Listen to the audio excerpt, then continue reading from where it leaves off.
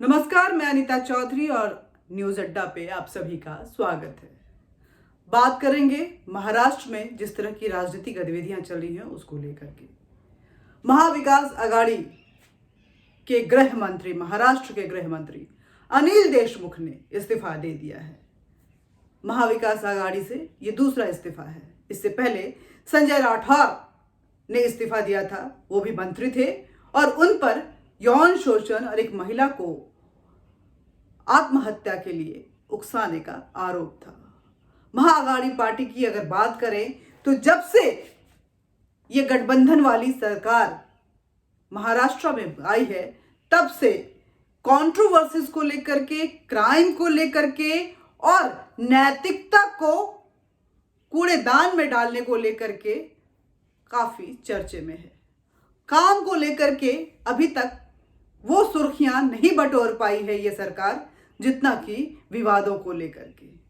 पालघर से लेकर के सुशांत सिंह राजपूत मर्डर केस, उसके बाद अगर हम देखें तो परमवीर सिंह की जिस तरह की गतिविधियां रहीं, उसके बाद जिस तरह से सचिन वाजे का एक नया चेहरा खोलकर सामने आया और परमवीर सिंह और सचिन वाजे ने जिस तरह से करप्शन को लेकर के महाराष्ट्र में जो सरकार है उसके साथ करप्शन का क्या रिश्ता है, इसको लेकर के जब उन्होंने उगलना शुरू किया तो ऐसा लगा कि क्या हमारे देश में ऐसा भी होता है।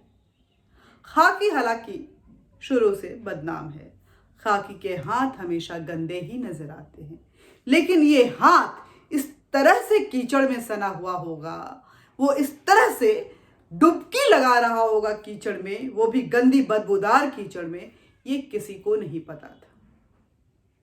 अगर कांग्रेस अलायंस की सरकार की बात करें तो बड़े बड़े घोटाले सामने आते रहे हैं।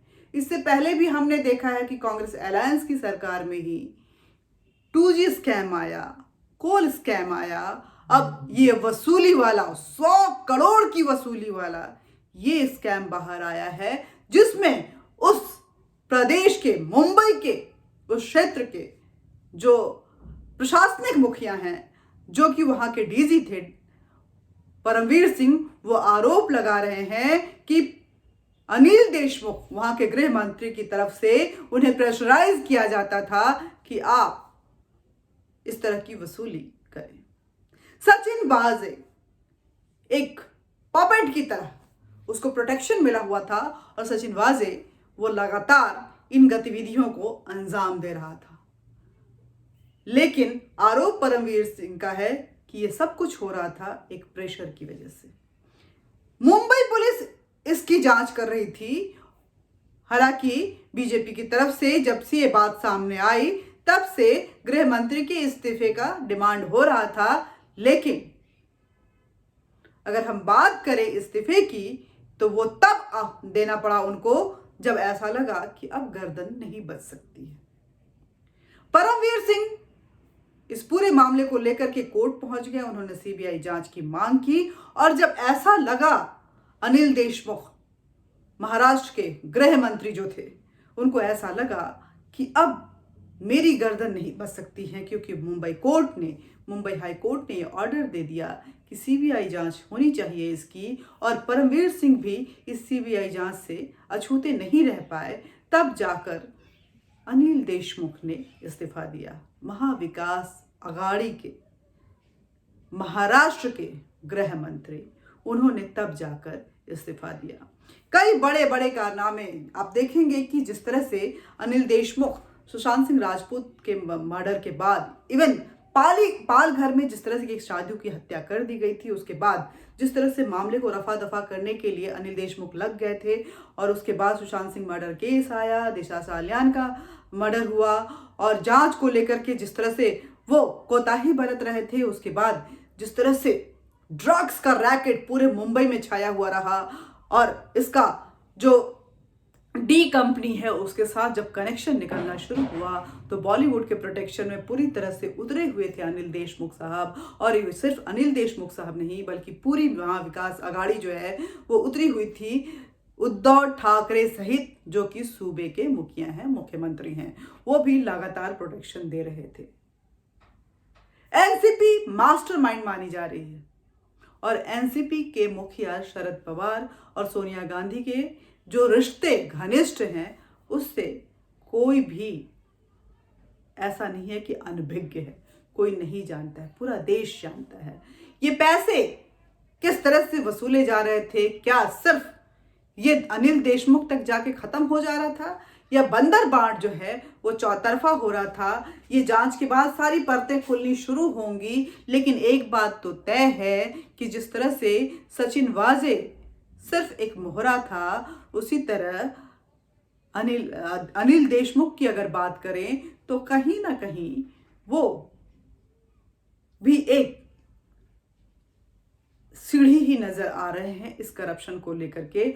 आखिर वो अंतिम सीढ़ी कौन है जिसके पास पूरा छत वाला ये जो वसूली का मास्टरमाइंड मटेरियल जो है वो जाता था, वो कौन है ये तहकीकात के बाद पता चलेगा। लेकिन एक बात तय है कि देश में अपोजिशन नैतिकता को लेकर के बार बार बीजेपी की मोदी सरकार पे सवाल खड़े कर रही है, लेकिन जब चेहरा सामने आता है तो ऐसा लगता है कि हमारे देश की कांग्रेस जो सबसे बड़ी विपक्षी पार्टी है, कांग्रेस, वो कहीं ना कहीं अपने करप्शन वाले भ्रष्टाचार वाले चेहरे को छुपाने के लिए सत्ता में बरकरार रहना चाहती है। लेकिन वो चेहरा वहां भी नहीं छुप पा रहा है क्योंकि शायद घड़ा जो है वो पूरी तरह से भर चुका है और पानी बाहर आने को बेकरार है।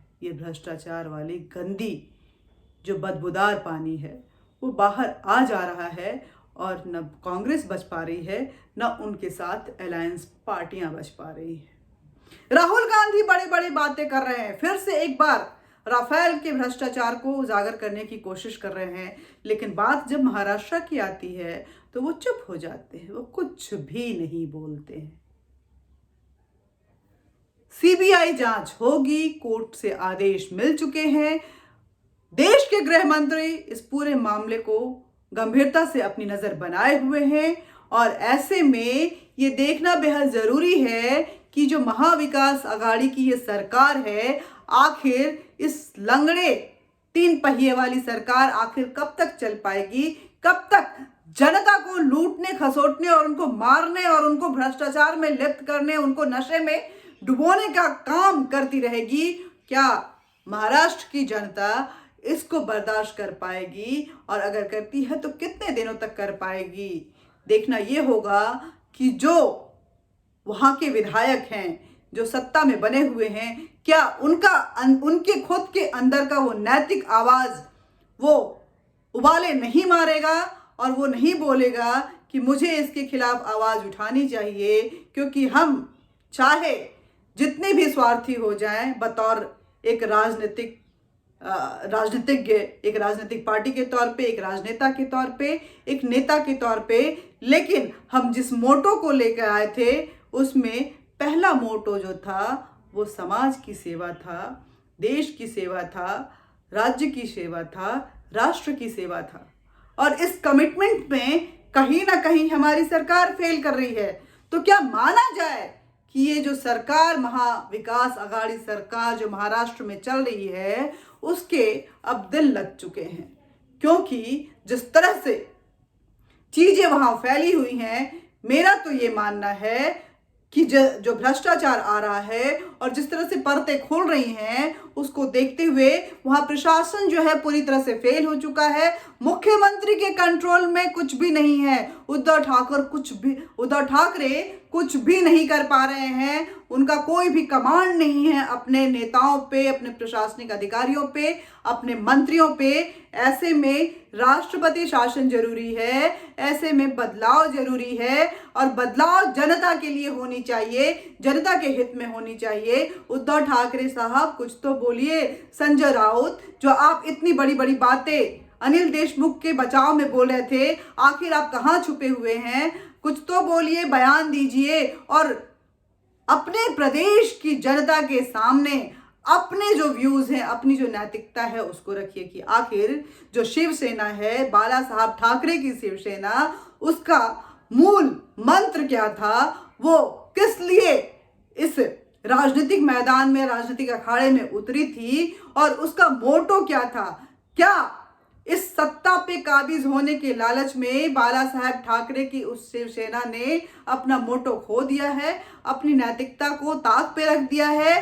क्या बाला साहेब ठाकरे, जो कि जब भी इस परिस्थिति को देख रहे होंगे तो क्या उनके दिल को ठेस नहीं पहुंच रही होगी? और उद्धव ठाकरे साहब, आप बाला साहब ठाकरे के सुपुत्र हैं, शिवसेना के मुखिया हैं, शिवसेना की अपनी प्रतिबद्धता है समाज की तरफ, देश की तरफ और पूरे भ्रष्टाचार वाली समाज की तरफ और राजनीति की तरफ उनकी जो अपनी प्रतिबद्धता है, उसमें कहाँ आप फिट बैठ रहे हैं ये देखिए। आखिर आप किस पाले में चले गए हैं उसका मूल्यांकन कीजिए, क्योंकि परिस्थिति बिगड़ती जा रही है और उसका खामियाजा कहीं ना कहीं बाला साहब ठाकरे की शिवसेना के मुखिया जो फिलहाल हैं और जो उस सूबे के मुख्यमंत्री भी हैं, उद्धव ठाकरे को उठाना पड़ेगा, जिसका भुगतान उस प्रदेश की जनता करेगी। भ्रष्टाचार कभी भी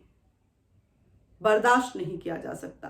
खाकी के हाथ गंदे थे, लेकिन फिर भी उम्मीद उसी से थी कि जब भी इंसाफ की ज़रूरत पड़ेगी हम खाकी के पास जाएंगे, हम पुलिस के पास जाएंगे और कुछ हद तक हमारी मदद जरूर होगी। लेकिन इस परिस्थिति को देखकर आज जनता अवाक है कि आखिर जाएं तो कहाँ जाएं।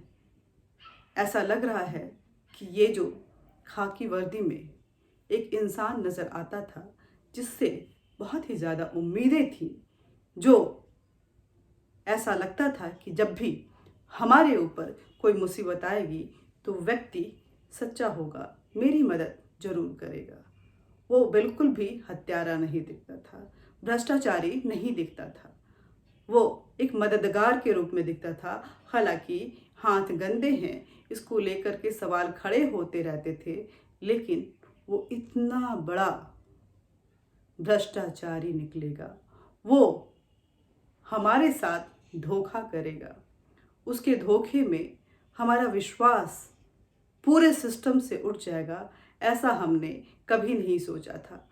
और ये जो वसूली गेट वाला मामला सामने आया है, इसने कहीं ना कहीं एक बार फिर पुलिस या सिस्टम को कटघरे में खड़ा कर दिया है और जनता अवाक है। हम और आप अंदर से डरे हुए हैं कि आखिर जब स्थिति ऐसी आएगी और हमें कभी खुदा न खास्ता कभी गलती से भी पुलिस स्टेशन जाना पड़ेगा, हमें मदद की ज़रूरत पड़ेगी, तो आखिर हमारी मदद कौन करेगा?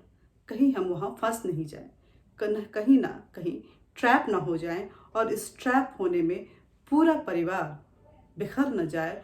पूरे देश से ये विश्वास जिस तरह से उठ गया है, आज ज़रूरत है कि महाराष्ट्र में वो विश्वास को कायम करते हुए पूरे देश को एक स्ट्रॉन्ग संदेश दिया जाए कि जब भी इस तरह की घटना होगी कदम कठोर होंगे और जनता सर्वोपरि होगी। आज के लिए बस इतना ही। मिलते रहेंगे, बातचीत करते रहेंगे, लेकिन बातचीत का ये सिलसिला जारी रहे, इसके लिए ज़रूरी है कि आपके हमारे बीच में ये संवाद बना रहे, हमारी और आपकी ये मुलाकात होती रही, और उसके लिए ज़रूरी है कि आप हमारे चैनल को सब्सक्राइब जरूर करें, साथ ही बेल बटन दबाएं, लाइक करें और शेयर जरूर करें, क्योंकि इस प्लेटफॉर्म पे सच्ची बातें होती हैं। यहाँ कोई एजेंडा, कोई प्रोपागेंडा नहीं चल रहा है। हम आपकी बात कर रहे हैं, हम मुखर होकर बोल रहे हैं और अंदर की तह की बातें बता रहे हैं कि आखिर किस तरह से ये पूरा मसला चलता है, जो इश्यूज़ होते हैं उसके पीछे की स्टोरी क्या होती है, और सच्चाई जन जन तक पहुंचनी चाहिए और उनके विचार पे जो है वो सच का जो आकलन है वो ज़रूर होना चाहिए, ऐसा मेरा मानना है। ये आपका दायित्व और कर्तव्य भी है, इसलिए शेयर ज़रूर करें, क्योंकि शेयर लोग जब देखते हैं, आज टीवी के प्लेटफॉर्म को देखकर कहीं ना कहीं लोगों का विश्वास जो है मीडिया से उठता जा रहा है। ऐसे में ज़रूरी है कि वो विश्वास मीडिया पे भी बना रहे, सच्ची बात होनी चाहिए, अच्छी बात होनी चाहिए, और हमारे आपके बीच की भी जो संवाद है वो बनी रहनी चाहिए। नमस्कार।